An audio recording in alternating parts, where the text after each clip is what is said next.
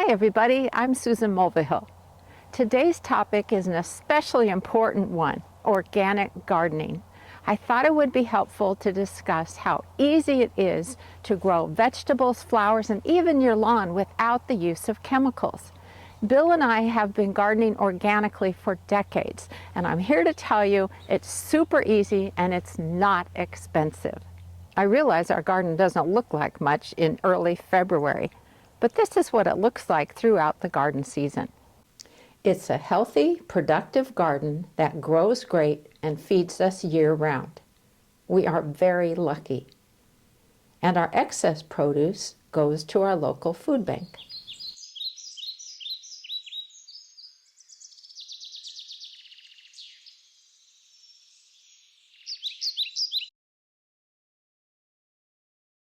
I don't know about you, but I want nothing to do with nasty chemicals, and I certainly don't want to eat them. I'll bet you don't want to serve them to your family on the wonderful produce that you've grown in your garden. Insecticides throw off the balance that exists in nature, and by that I mean they can kill off the beneficial insects that target and eat the damaging insects that drive us nuts. Here's an example I like to use to drive this point home. Let's say you have a problem with aphids. So you go to the garden center or the hardware store and find an insecticide that says right on the label that it will control aphids. And you think, wow, that's perfect. So you bring it home, you spray it on them, and sure enough, it kills the aphids. Wow, this is great. The problem is pesticides are non-selective. So what does that mean? They don't know the difference between a bad insect and a good insect that probably would have preyed upon the aphids if you'd given them a chance. As a matter of fact, aphids are on the menu for most beneficial insects, and I'll give you an example of 3 in a few minutes. The other thing I want you to know is that regular use of insecticides helps insects develop a resistance to them. And 2 important examples of that are spider mites and Colorado potato beetles. It's so easy to garden without chemicals. And I'm not just talking about vegetables. I'm also talking about growing flowers or even growing a lawn. A lot of folks use weed and feed. That product is intended to kill broadleaf weeds such as dandelions. But guess what the majority of vegetables and flowers are? Yup, broadleaf plants. So if you use your grass clippings either for mulch in your garden or you add it to your compost pile, it has the potential to kill off those types of plants because they are broadleaf plants. That's a problem. Here are some tips that will help your garden grow great for you. First and foremost, monitor your garden on a regular basis. That means taking a stroll through your garden, preferably once a day.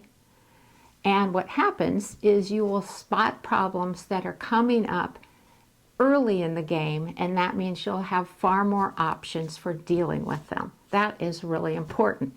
And of course, a side benefit of being out in your garden every day is that it's a stress reducer. You get to be out in nature, get some sunshine and some fresh air. It's great.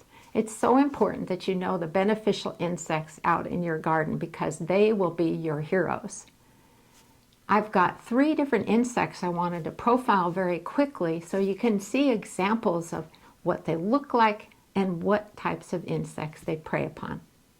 Here's what a damsel bug looks like. They will eat aphids, armyworms, cabbage worms, Colorado potato beetle eggs and their larvae, corn earworms, cutworms, leafhoppers, and whiteflies. In the middle of this photo, I know it's a little hard to see, but that is an assassin bug at the center. They will eat aphids, cabbage worms, Colorado potato beetles, cucumber beetles, cutworms, earwigs, hornworms, Japanese beetles, leafhoppers, Mexican bean beetles, and stink bugs. You can see why you'd want them in your garden. And this last one that I'm profiling is a robber fly. They will eat aphids, Colorado potato beetles, grasshoppers, Japanese beetles, leafhoppers, and Mexican bean beetles. If you need help identifying insects in your garden, don't forget to contact your local Master Gardener program. This is a free service, and that way you get a definitive ID so that you know what you're dealing with, because maybe that frightful looking insect is a good guy. I mentioned earlier that you shouldn't use chemical insecticides. There are a lot of organic sprays that will control damaging insects. So how do you know they're organic? You'll see OMRI on the label. That stands for Organic Materials Review Institute, which is an international nonprofit organization that determines which ones are safe to use. Now that said, I have to admit that there are instances where I don't even want to use organic products. So why is that? Well, there are some particularly damaging insects that bother certain types of crops in the vegetable garden that do not need to be pollinated by bees. So if I can create a physical barrier to keep those insects away from those crops, so much the better. That is so easy. So let me show you how that works. Examples would be cabbage worms and aphids, which damage crops like broccoli, kale, and cabbage. Or leaf miners that chew on the leaves of spinach, beets, and Swiss chard. What's my solution? Row cover. If I can create a physical barrier that keeps these insects away from the plants, I don't even need to use any organic products. Here's what they look like. This first photo shows floating row cover, and it lasts well in the garden. It's very effective. The only thing that I don't like is that you can't see through it, so you always need to lift the cover to see how the plants are doing underneath. For the last couple of years, I've been using agricultural insect netting. This is something that has a very fine mesh, so even aphids don't get through it. And you can always see how the plants are doing as you walk by, rather than having to lift the cover. I have both kinds of covers in my Amazon shop, and I'll put a link to it in the description that goes with this video on my YouTube channel. How else can you keep your plants healthy and unstressed? Well, for one thing, you need to give them the right amount of water. The goal is to have the soil be lightly moist. You don't want it to be just drenched with water, and you certainly don't want it to be bone dry. When you water them on a regular basis, they will thrive. Keep up with the weeds in your garden. I realize that not everybody likes weeding, but the problem is that weeds compete with our plants for moisture, nutrients, and space. By keeping up with those weeds, you will keep your plants growing beautifully. When you're planting your vegetable crops, be sure to space them appropriately. When plants are crowded together, a couple of things happen. For one thing, they'll be stressed, and that means they won't grow and produce well for you. The other thing is that when plants are crowded together, that makes it really easy for insects and diseases to move from one plant to the next. You don't want that. We make our own compost for the garden, and one of the things we use is grass clippings from our lawn because we don't use weed and feed. We also use it as a mulch. So mulch helps the soil retain its moisture, which is very helpful.